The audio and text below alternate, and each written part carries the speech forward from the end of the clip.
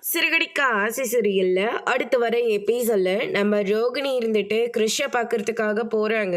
அப்ப அவங்களுடைய அம்மா கிறிஷை கூப்பிட்டுட்டு ஸ்கூல் கிளம்புறாங்க.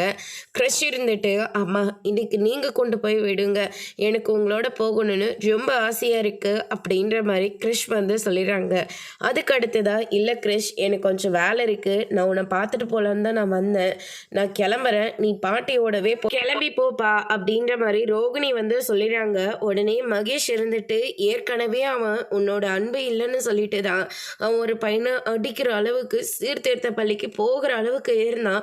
மீனாவும் முத்துவும் தான் அவனை காப்பாற்றி இப்போ நார்மல் ஆக்கியிருக்காங்க. நீ மறுபடியும் அவனை அந்த இடத்துக்கு அனுப்பிடாத அப்படின்னு சொல்லிட்டு மகேஷும் அவங்களுடைய அம்மா வந்து சொல்கிறாங்க. இதை கேட்டு ரோகிணி இருந்துட்டு அதை நினச்சி பார்த்து, சரி கிறிஷ், நானே உன்னை கொண்டு போய் விடுறேன், அதுக்காக அம்மாவே தினமும் கொண்டு போய் விட்டு கூட்டிகிட்டு வரணும்னு மட்டும் எதிர்பார்க்கக்கூடாது அப்படின்ற மாதிரி கிறிஷ் கிட்ட வந்து சொல்லிடுறாங்க.